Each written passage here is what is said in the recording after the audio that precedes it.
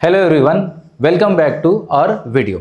इसके पहले वाले वीडियोस में हमने देखा था कि एक्सेस प्रेशर का फॉर्मूला हमने डिराइव किए थे, जो कि आया था आपका PI माइनस PO 40/R, और इसका वेटेज जो कैरी होता था वो 3 मार्क्स का होता था बोर्ड के इसमें। अब इसके आगे की कहानी हम कंटिन्यू करेंगे। So coming to next topic जो कि काफ़ी इंपॉर्टेंट है, that is called capillary action. Capillary action के ऊपर या तो थ्योरी में आपको पूछा जाएगा या मे भी हो सकता है न्यूमेरिकल्स के लिए आपको पूछा जाए। सो अगेन इस टॉपिक को आप अच्छे से प्रिपेयर करके जाइए, आपको कहीं ना कहीं शायद मिल सकता है। तो कैपिलरी एक्शन क्या होता है, तो उसको समझने के पहले सबसे पहले हम समझते हैं कि what is mean by capillary. Capillary क्या होता है, तो हम बोल देंगे इट इज ए फाइन, और इसकी जगह एक बेस्ट वर्ड हम यूज करेंगे, it is a tube made up of glass having a fine bore in it. अब ये जो टेक्निकल में हमने जो लिखे उसका मतलब क्या होता है, तो ये एक ग्लास ट्यूब होती है which is open at both the ends. मान लीजिए जो मेरे हाथ पे मार्कर है ये एक कैपिलरी है, ये यहाँ से भी ओपन होता है और यहाँ से भी ओपन होगा। और बोर मीन्स क्या होता है, तो बोर मीन्स एक छोटा सा होल होता है जो कंटिन्यूसली अंदर जाता है। जैसे हम पानी निकालने के लिए बोरवेल को यूज करते तो दैट इज कॉल्ड बोर। तो ये एक बोर होता है और ये ट्रांसपेरेंट होता है, you can see from the outside. इसी को बोला जाता है कैपिलरी। अब इस कैपिलरी को क्या करते, तो हमको एक कंटेनर लेना है और इस कंटेनर में हमको किसी लिक्विड को इंसर्ट करना है। तो हमने यहाँ पे लिक्विड को शो कर दी, तो हम क्या करते हैं, 2 कंटेनर यूज करेंगे और 2 कंटेनर में 2 अलग अलग लिक्विड को यूज करते हैं। सपोज करिए पहले इसमें हम यूज कर रहे हैं केरोसिन और दूसरे कंटेनर में यूज करते हैं mercury. Now what is mean by capillary action. तो अब पढ़ते कैपिलरी एक्शन। कैपिलरी एक्शन, तो इसमें लिखेंगे द राइज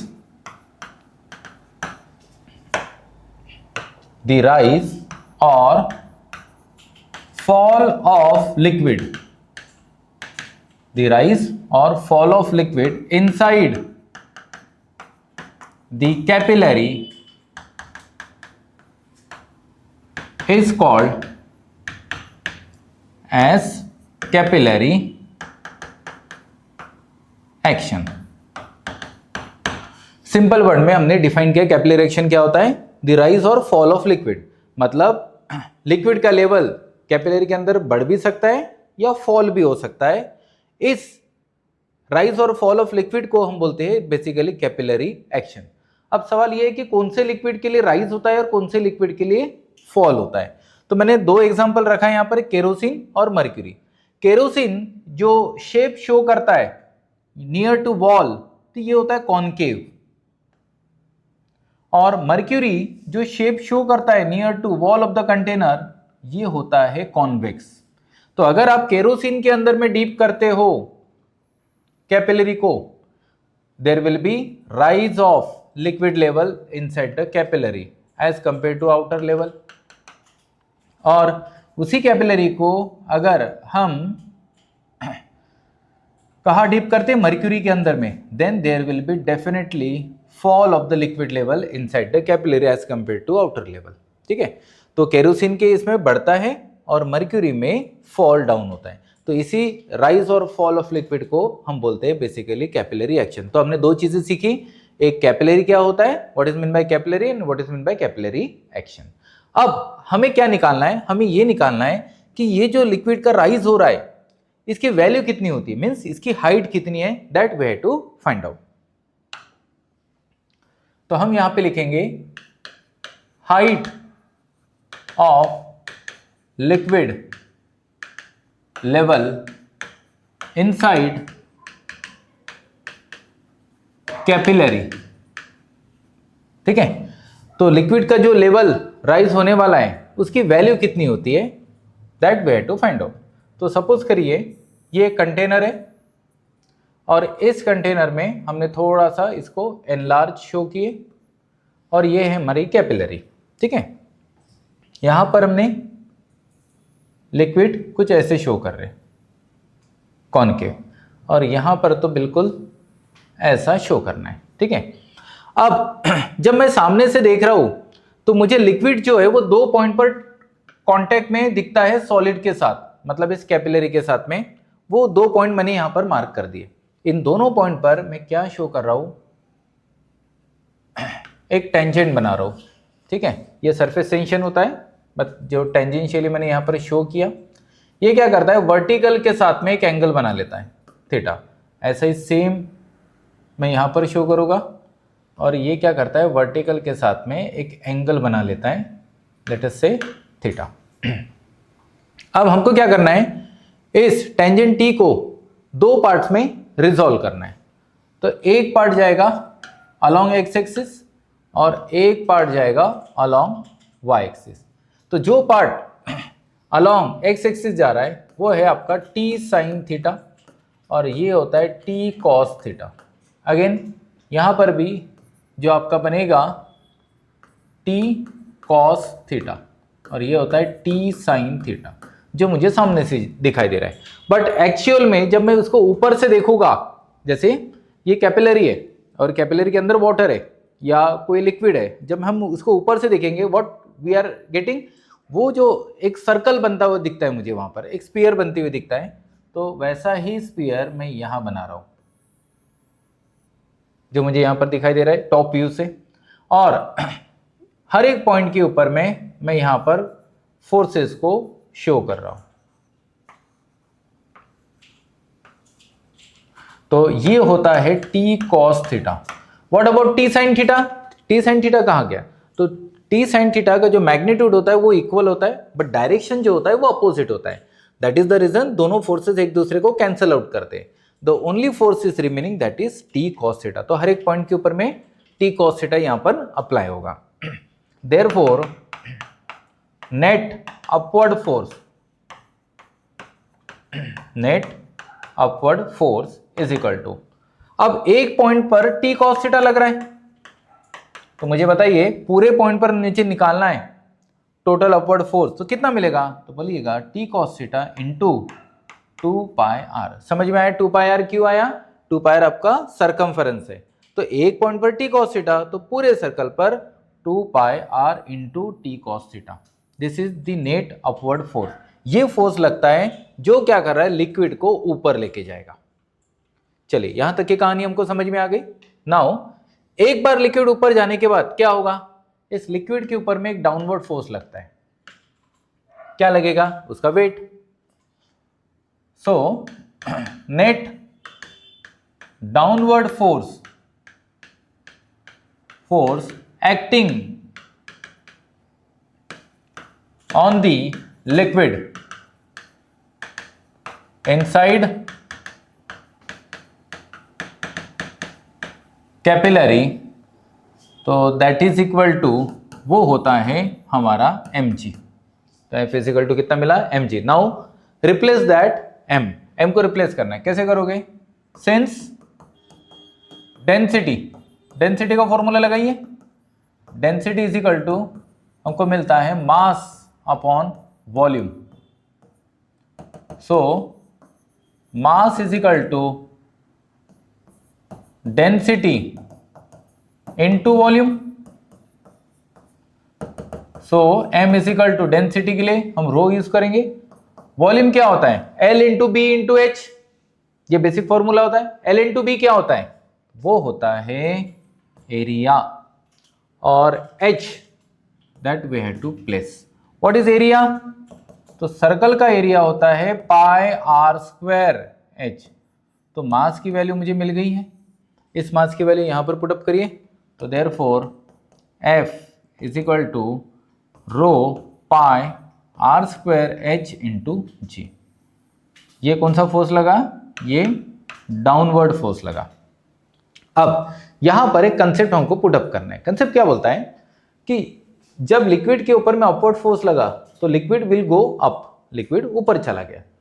लिक्विड ऊपर जाने के बाद इसके ऊपर एक डाउनवर्ड फोर्स भी लग रहा, तो हमने डाउनवर्ड फोर्स भी यहाँ पर कैलकुलेट कर लिए।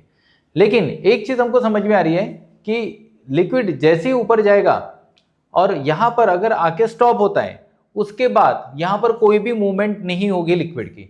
Means neither liquid will get rise और nor liquid will get down. तो यहाँ पर लिक्विड नीचे आएगा ना लिक्विड ऊपर जाएगा। इसी का मतलब है दोनों फोर्सेस एक दूसरे को बैलेंस करेंगे। So we are writing in equilibrium upward force is equal to कितना होता है? So we are writing downward force. जितना अपवर्ड फोर्स उतना ही डाउनवर्ड फोर्स लगेगा। So therefore what is upward force? T cos theta into 2 pi r, that is equal to what is downward force? Rho into pi r square h into g। हमें यहां से क्या निकालना है? यहां से हमको h निकालना है। So h is equal to T cos theta into 2 pi r upon rho pi r square into g। Find out cancel out the similar terms. So r और r यहां से कैंसिल हुआ। कितना मिला यहाँ पे? 2t cos theta upon r rho g। So this is the actual formula जो हमें निकालना था। तो 2t cos theta upon r rho g। तो यहाँ से मुझे एक रिलेशन मिलता है कि हाइट डायरेक्टली प्रोपोर्शनल होती है t के साथ। सरफेस टेंशन यहाँ पर काउंट करेंगे। जिस लिक्विड का सरफेस टेंशन ज़्यादा होता है वहाँ पर हाइट भी ज़्यादा। लेकिन यही हाइट इन्वर्सली प्रोपोर्शनल होती है दो पैरामीटर्स के साथ। आप जी को काउंट नहीं करना, because g is universally constant. हम बात की मान के चलते हैं कि अर्थ सरफेस पे जी कांस्टेंट होता है, इसलिए हम उसको नहीं लेंगे। सो आर और डेंसिटी, आर मीन्स रेडियस। अगर पाइप का रेडियस ज़्यादा होता है तो पाइप की जो डायमीटर होगा वो काफ़ी ज़्यादा हो जाएगा, जिसके वजह से जो हाइट है वो कम से कम होगी। तो जितना नैरो आपका पाइप रहेगा, जितना रेडियस कम वाला आपका पाइप रहेगा, उतनी ज़्यादा हाइट रहेगी। अगेन डेंसिटी, जिस लिक्विड की डेंसिटी ज़्यादा उसमें हाइट कम, जिस लिक्विड की डेंसिटी कम उसमें हाइट ज़्यादा। सो ये बन गया है हमारा H का फॉर्मूला। नाउ अब हम बढ़ते थोड़ा सा थ्योरेटिकल सेक्शन की तरफ में। थ्योरेटिकल सेक्शन में सबसे पहले आता है fluid in motion. Fluid in motion, अगर कोई लिक्विड फ्लो करता है तो बेसिकली हम बोल देंगे भाई fluid is in motion. But liquid जो फ्लो करता है तो हम उसके भी अलग अलग कैटेगरी बना लेते हैं। हमारे लिए तो लिक्विड एक सिंपल लिक्विड होता है, बट फिजिक्स में जब हम उसको देखेंगे तो इसके भी अलग अलग कैटेगरी बनाते हैं। तो यहाँ पर बेसिकली दो टाइप्स के हम लिक्विड बनाते हैं, मतलब दो टाइप्स के फ्लो बनाते हैं। फर्स्ट को बोलते हैं हम स्ट्रीमलाइन फ्लो, और दूसरा जो होगा जिसे हम बोलेंगे टर्बुलेंट फ्लो। ये दो टाइप्स के फ्लो होते हैं, स्ट्रीमलाइन और टर्बुलेंट। अब देखते हैं स्ट्रीमलाइन किसे बोलते हैं, टर्बुलेंट किसे बोलते हैं। पैरेलली दोनों का डिफरेंस भी आ जाएगा और दोनों की हमको नॉलेज भी आ जाएगी। 2 मार्क्स के लिए अगर पूछा जा सकता है ये क्वेश्चन, ठीक है। So writing the first point, the amount of liquid flowing, the amount of liquid flowing per unit time is constant। इसी का जस्ट इन्वर्स करेंगे, the amount of liquid flowing per unit time is not constant. ये होता है पहला difference. अब इसको थोड़ा समझ लेते हैं। सपोज करिए आप ऐसी जगह गए जहां पर वाटर फ्लो हो रहा है, ठीक है, और मान लीजिए सुबह 8 बजे आपने गए तो वहां पर देखा आपने कि 1 मिनट में या 1 सेकंड में सपोज करिए 1000 लीटर वाटर फ्लो कर रहा है, आप 2 घंटे बाद गए, 10 बजे गए, आपने देखा कि वहां पर अभी भी 1 मिनट में नियर अबाउट 1000 लीटर पानी फ्लो हो रहा है। आप दोपहर के 2 बजे गए, आप 4 बजे गए, तो ये जो नंबर है ये इसके अंदर ज़्यादा वेरिएशन नहीं आ रहा है। तो नियर अबाउट हम इसको क्या कंसिडर कर रहे हैं, we are considering it as a constant. तो मुझे यहाँ पर समझ में आ गया, the amount of liquid flowing per unit time is constant, ये चेंज नहीं हो रहा है। बट सेकेंड की तरफ में चलते हैं, the amount of liquid flowing per unit time is not constant. मतलब सुबह 8 बजे गए, हो सकता है 1000 लीटर जा रहा है, लेकिन जब आप 10 बजे 12 बजे जाए, हो सकता है वो 1500 लीटर वाटर जाए, हो सकता है 2000 लीटर जाए, या हो सकता है उससे कम जाए। बट एक चीज़ तो श्योर है कि वहाँ पे कांस्टेंट नहीं होगा। तो अगर कांस्टेंट नहीं है, it means it is a category of turbulent flow, वो टर्बुलेंट में जाता है। और कांस्टेंट है, then it is streamline flow. तो यहाँ पर हमको पहला पॉइंट क्लियर हो गया। Now moving to next, second point is what, the direction of the molecules of the liquid is in the direction of flow।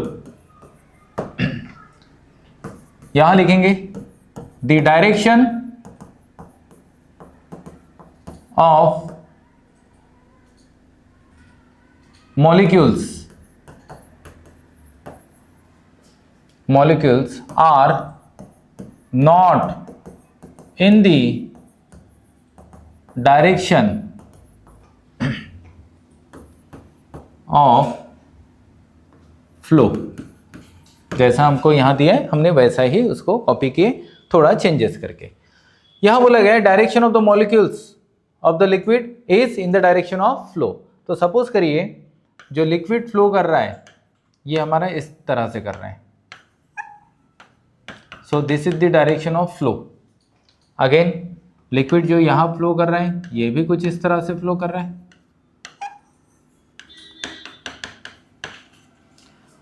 और जब लिक्विड है तो उसके साथ में उसके मॉलिक्यूल्स भी होंगे। ठीक है, तो हमने कहा कि direction of molecule is in will be the same direction of flow. तो हम इसको क्या कर रहे हैं, इसको एज इट इज शो कर रहे हैं। ठीक है, तो रिवर जो फ्लो हो रही है, ठीक है, तो रिवर के जो मॉलिक्यूल्स है विद द फ्लो जा रहे हैं। लेकिन यहाँ पर जो मॉलिक्यूल्स होंगे आपके, ये हम यहाँ पर शो कर रहे हैं कि ये विद द फ्लो नहीं चलते। तो कोई ऐसे जा रहे होंगे, कोई ऐसे जा रहे होंगे। ठीक है, अलग अलग डायरेक्शन में ये मॉलिक्यूल्स मूव करते हैं। ठीक है, तो अगर ऐसी कंडीशन आ रही है तो हम बोल देंगे कि वो टर्बुलेंट फ्लो है। ठीक है, ये कहाँ मिलेगा, जब पानी उछलता है। ठीक है, पानी जब अपने पाथ को छोड़ के जब बाजू से जाता है, तो सपोज करिए कोई ब्रिज आ गया, कोई घर आ गया, तो उनसे टकरा के रिटर्न आता है। तो देखिए रिटर्न आ रहा है। ठीक है, कभी जंप होता है, पानी का लेवल जब ज़्यादा होगा तो ऐसा दिखेगा। तो ये टर्बुलेंट फ्लो होता है और ये स्ट्रीमलाइन फ्लो। थर्ड नंबर पे the velocity of the liquid या the velocity of the fluid is below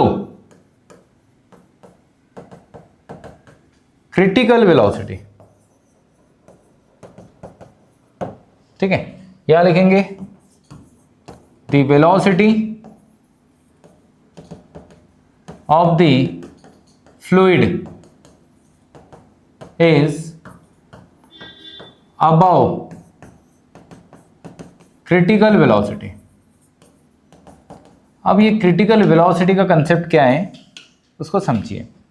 suppose करिए हम गाड़ी चला रहे और भीड़ भाड़ वाले एरिया से चला रहे, मार्केट से चला रहे, तो हमारी मैक्सिमम स्पीड जो होना चाहिए दैट इज 30 और मैक्सिमम 40। तो 40 इज़ आवर सेफ स्पीड। लेकिन अगर हम 40 के ऊपर चलाते हैं, 45, 50, 55, तो ऐसे टाइम पे एक्सीडेंट होने का चांस बिल्कुल वहाँ पर बना रहेगा। तो हमने क्या किया, हमारे सेफ स्पीड को क्रॉस कर दिया। तो क्रिटिकल वेलोसिटी भी यही बताता है कि एक समय तक उस वेलोसिटी को हम बर्दाश्त कर सकते हैं, लेकिन जब वेलोसिटी ज़्यादा हो जाएगी तो हम वहाँ से हट जाएंगे। बोलने का मतलब ये है कि सपोज करिए किसी पानी में आप पैर डाल के बैठे और पानी की एक अपनी पर्टिकुलर स्पीड है, धीरे धीरे पानी फ्लो हो रहा है, तो हमको उस पानी से डर नहीं लगेगा। लेकिन अब पानी की स्पीड बढ़ गई, पानी अभी भी उतना ही है, लेवल हमारे घुटने तक का ही पानी है, लेकिन स्पीड बढ़ गई, तो स्पीड बढ़ने की वजह से हमको डर लगना शुरू हो जाएगा। तो उस वेलोसिटी को बोलते हैं हम क्रिटिकल वेलोसिटी। तो यहाँ पर जो वेलोसिटी होती है ये बिलो होती है, ठीक है, लेकिन यहाँ पर जो वेलोसिटी है ये ज़्यादा होती है। तो अगर वेलोसिटी ज़्यादा है तो वो बन जाता है टर्बुलेंट फ्लो, वेलोसिटी कम है तो बन जाएगा स्ट्रीमलाइन फ्लो। और एट द लास्ट हम पढ़ेंगे एग्जाम्पल। एग्जाम्पल क्या होते हैं, तो हम यहाँ पे दे देंगे रिवर वाटर, और यहाँ पर एग्जाम्पल होता है फ्लड वाटर। चलिए अब पूरी कहानी आपको क्लियर हो जाएगी कि जैसे हमको फ्लड वाटर बोला है तो हमारे आंखों के सामने फ्लड वाटर आ जाएगा।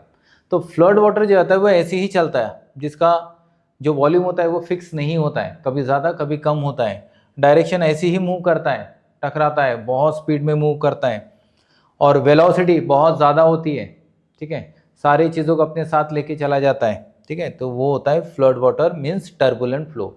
और जो रिवर होती है वो अपने एक स्टैंडर्ड के हिसाब से ही चलती है, उसकी वेलोसिटी ज़्यादा नहीं होती है, कम होती है, उसका जो वॉल्यूम होता है वो भी फिक्स होता है, डायरेक्शन भी सेम होता है विद द फ्लो। तो that is all about streamline flow and turbulent flow. अब हम इसके आगे की कहानी कंटिन्यू करेंगे। Now moving to next topic, that is called viscosity. Viscosity भी एक थोड़ा सा अच्छा टॉपिक है, इंटरेस्टिंग टॉपिक है।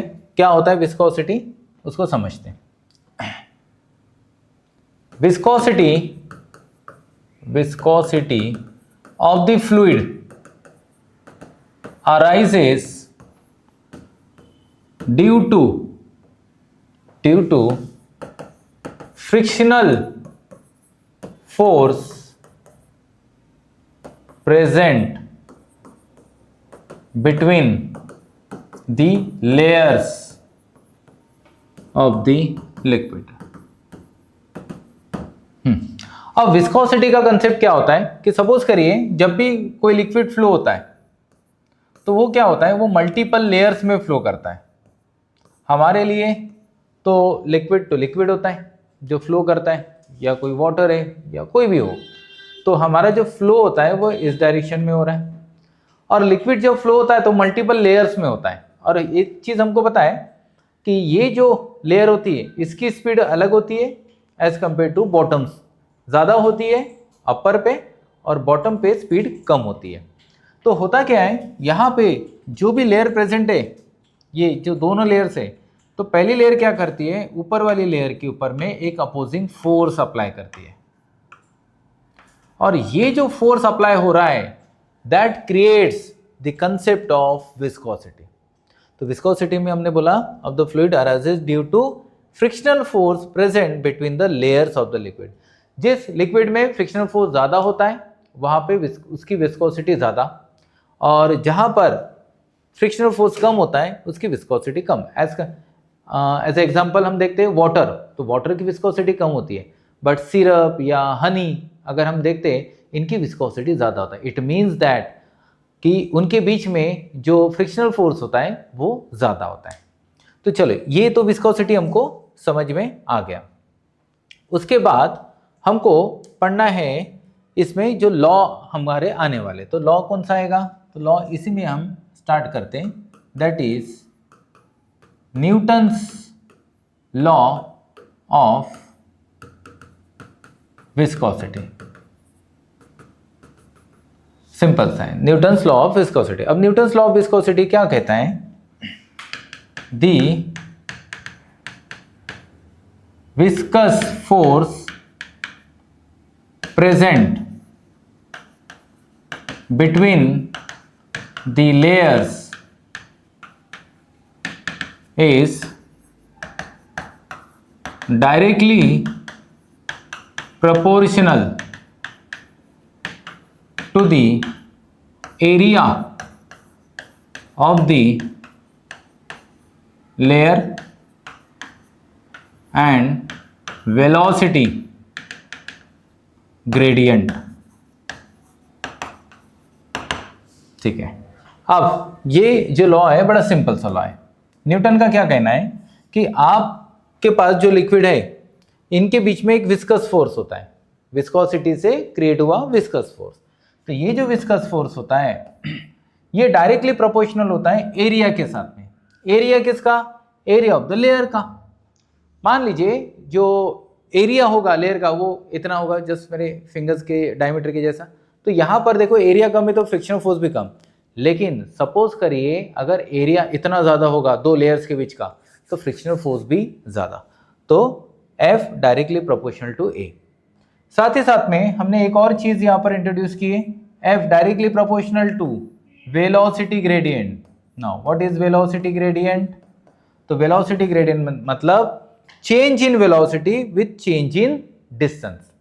ऐसा एक और ग्रेडियंट होता है, वो आगे आने वाले चैप्टर में हम पढ़ेंगे, that is called potential gradient, that is change in potential with change in distance. उसी तरह से जैसे जैसे आपका डिस्टेंस चेंज होते जा रहा है वैसे वैसे आपकी वेलोसिटी भी चेंज होगी। तो ये जो विस्कस फोर्स है ये वेलोसिटी ग्रेडियंट के साथ डायरेक्टली प्रोपोर्शनल होता है। Therefore F directly proportional to A dV by dx। Now take out D proportionality sign and put the constant। तो कांस्टेंट होता है यहाँ पर ईटा A dV by dx। तो ये होता है टोटल फॉर्मूला। ठीक है, where eta that is called coefficient of viscosity, coefficient of viscosity. तो यहां से ईटा का फॉर्मूला हम बना सकते हैं। कैसे बनाएंगे? So F is equal to eta A dV by dx। तो यहाँ से ईटा को ये रखिए, इसको भेजिए, तो eta is equal to F into d x upon A into dV। ये बन गया फॉर्मूला आपका कोएफिशिएंट ऑफ विस्कोसिटी का। ये डिपेंड करता है कि आपके पास मटेरियल कैसा है, जैसा लिक्विड रहेगा उसके हिसाब से ईटा वेरी करेगा। ऐसा यूनिट बनाना है मुझे। फोर्स का यूनिट होता है न्यूटन, डिस्प्लेसमेंट का यूनिट होता है मीटर, एरिया का यूनिट होता है मीटर स्क्वायर, वेलोसिटी का होता है metre per second. So metre metre will get cancel, तो बनता है newton second per metre square. तो यहाँ से आपका CGS यूनिट भी बन जाएगा, यही से आपका डायमेंशन भी बन जाएंगे। तो CGS यूनिट, तो न्यूटन की जगह हम डाइन डाल देंगे, सॉरी न्यूटन सेकेंड पर सेंटीमीटर स्क्वायर। ठीक है, तो ये बन गया आपका कोएफिशिएंट ऑफ विस्कोसिटी, मतलब ईटा की बात हो रही है। ठीक है, तो ये हमको समझ में आ गया न्यूटन्स लॉ ऑफ विस्कोसिटी, जो कि एक फ्रिक्शनल फोर्स होता है दो लेयर्स के बीच का, वो डायरेक्टली प्रोपोर्शनल होता है A और dV बाई dx से। Now moving to next topic that is called Stokes law. Now Stokes law क्या होता है? It states that the viscous force acting on the small spherical object is directly proportional to the radius of the object, comma speed and coefficient of viscosity of the liquid. Concept को समझते हैं। Suppose करिए हमारे पास एक container दिया हुआ है, इस कंटेनर में कोई लिक्विड को हमको स्टोर कर दिया। हमारे पास एक स्फीरिकल ऑब्जेक्ट है, एक छोटा सा बॉल मान लीजिए ऐसा, जो लिक्विड में डीप कर सकता है। हमने इसको पकड़ के रखा है। अब इसको रिलीज करिए। रिलीज करने के बाद ये जो स्फीरिकल बॉडी है ये अंदर जाएगी। अंदर जाएगी तो लिक्विड क्या करेगा, ये लिक्विड के ऊपर में भी अप्लाई होता है और किसी गैसियस या एयर मीडियम पर भी अप्लाई होता है। तो ये क्या करता है, इसके ऊपर में एक फोर्स अप्लाई करता है। उस फोर्स को हमने कौन सा नाम दिया, that is called viscous force. ये जो विस्कस फोर्स है ये डायरेक्टली प्रोपोर्शनल होता है किसके साथ, तो हमने बोल दिया रेडियस के साथ। यही विस्कस फोर्स डायरेक्टली प्रोपोर्शनल होता है किसके साथ, स्पीड के साथ। और यही डायरेक्टली प्रोपोर्शनल होता है कोएफिशिएंट ऑफ विस्कोसिटी के साथ। मीन्स अगर मेरा जो ऑब्जेक्ट है वो छोटा है तो उसके ऊपर फोर्स कम से कम लगेगा। मान लीजिए छोटा सा है मार्बल, तो जल्दी से अंदर चला जाएगा क्योंकि फोर्स कम लगा। क्यों फोर्स, क्योंकि डायमीटर जो है उसका कम है। अगर डायमीटर बड़ा है तो फोर्स ज़्यादा लगेगा। उसके बाद वेलोसिटी के ऊपर में डायरेक्टली प्रोपोर्शन होता है। अगर मान लीजिए हम साइकिल से जा रहे हैं तो साइकिल में जो हवा का फोर्स आएगा वो कम आता है, लेकिन बाइक से जा रहे हैं तो हवा का फोर्स ज़्यादा आता है। मैं अपोजिट फोर्स की बात कर रहा हूँ। उसके बाद हम कार से जाएंगे तो अपोजिट फोर्स और ज़्यादा आता है, एरोप्लेन से और ज़्यादा आता है। तो जैसे जैसे स्पीड बढ़ेगी फोर्स बढ़ेगा। और कोएफिशिएंट ऑफ विस्कोसिटी, अगर मैंने उस स्फीरिकल बॉडी को वाटर में डाल दिया तो वो जल्दी से नीचे जाएगा क्योंकि फोर्स नहीं लग रहा, क्योंकि कोएफिशिएंट ऑफ विस्कोसिटी कम है। लेकिन उसी को अगर मैं ऑयल में डालता हूँ या हनी में डालता हूँ जिसका कोएफिशिएंट ऑफ विस्कोसिटी ज़्यादा होता है, इसमें फोर्स भी ज़्यादा लगेगा और हो सकता है हनी में तो वो अंदर जाए भी ना। तो therefore F directly proportional to R into eta into V. So F is equal to 6 pi R into eta into V. तो बड़ा सिंपल सा फॉर्मूला है इसका डिराइव करना। 1 मार्क्स या मैक्सिमम बहुत ज़्यादा हो गया तो 2 मार्क्स के लिए पूछा जाएगा, या तो फिर न्यूमेरिकल में पूछा जाएगा। तो ये होता है हमारा स्टोक्स लॉ। तो अब इसके बाद हम कंटिन्यू करेंगे अगला टॉपिक जो कि बनता है टर्मिनल वेलोसिटी। टर्मिनल मीन्स होते हैं एंड्स। अब ये एंड्स पर आने वाली कौन सी वेलोसिटी होती है पहले उसको बेसिक समझ लेते हैं। तो अगर डेफिनेशन मुझे लिखना है, it is a constant velocity of the spherical object in the liquid. Suppose करिए हमारे पास एक कंटेनर दिया हुआ है। इस कंटेनर में अगेन हमको लिक्विड दिया है और यहां पर एक स्फेरिकल ऑब्जेक्ट है। सपोज करिए स्फेरिकल ऑब्जेक्ट को अभी आपने पकड़ के रखे, it means its initial velocity is 0, but whence you release that object it will get down towards the bottom of the container। तो जब ये नीचे जाएगा तो धीरे धीरे इसकी वेलोसिटी बढ़ती जाएगी बढ़ती जाएगी बढ़ती जाएगी, लेकिन एक समय के बाद वेलोसिटी का बढ़ना बंद हो जाएगा। वेलोसिटी का बढ़ना बंद हो जाएगा मतलब वो जो वेलोसिटी है वो कैसी हो गई, कांस्टेंट वेलोसिटी। अब वो कांस्टेंट वेलोसिटी के साथ नीचे जाएगा और उसी कांस्टेंट वेलोसिटी को बोलते हैं टर्मिनल वेलोसिटी। अब हमको बताना है भाई इस टर्मिनल वेलोसिटी की वैल्यू कितनी होती है। तो वो निकालने के लिए कुछ बेसिक हमको इसके ऊपर में फोर्सेस शो करना है, तो हम शो करते हैं।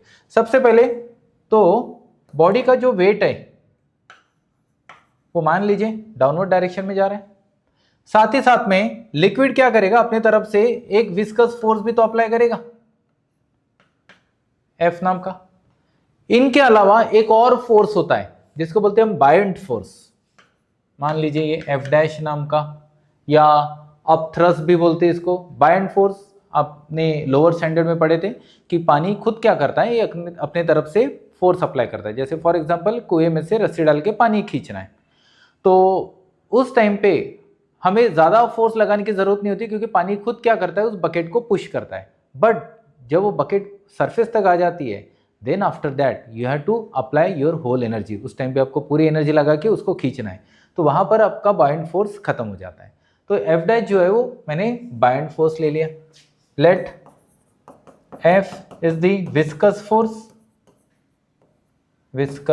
फोर्स और एफ डैश ये मैंने ले लिया buoyant force. So from figure, चलिए अब क्या दिखाई दे रहा है, एफ और एफ डैश दोनों सेम डायरेक्शन में, तो दोनों का एडिशन होगा is equal to M G. तो therefore F is equal to M G minus F dash. Let यहां पर दो डेंसिटी कंसिडर करना है। Let rho be the density of the object and sigma be the density of the liquid। ये दो density consider किए, तो F कितना होता है 6 pi R into eta into V. हमने स्टोक्स लॉ में इसको पढ़े, that is equal to M G minus M dash G. अब मुझे यहाँ पे रिप्लेसमेंट देना पड़ेगा, since density is equal to कितना होता है, we know that it is a mass upon volume. So m is equal to density rho into v। Now put the values. So therefore 6 pi r into eta into v, मैंने यहाँ पे t लगा दिया, that is vt terminal velocity. तो यहाँ पर आएगा रो into v into जी minus, अब ये जो बाइंड फोर्स आया था ये लिक्विड की तरफ से आया था, इसलिए यहां पर सिग्मा v इंटू जी आ जाएगा। ठीक है, दोनों में डिफरेंस क्लियर हुआ। So 6 pi r into eta into V T is equal to v और g कॉमन आ जाएगा, तो rho minus sigma. So 6 pi r into eta into V T, volume कितना होता है, तो 4/3 पाई r क्यूब। r क्या होगा, that is the radius of the spherical body, rho minus sigma. So V T is equal to 4/3 pi r cube g rho minus sigma upon 6 pi r into eta. अब जो term cancel होती है cancel करिए, cube के साथ एक r cancel होगा, पाई के साथ पाई कैंसिल होगा, 2 2 ज़ा 2 3 ज़ा। So V T is equal to यहाँ पर बनता है 2r² G in the bracket rho minus sigma upon ये 3 will become 9 into eta. So this is the expression for terminal velocity.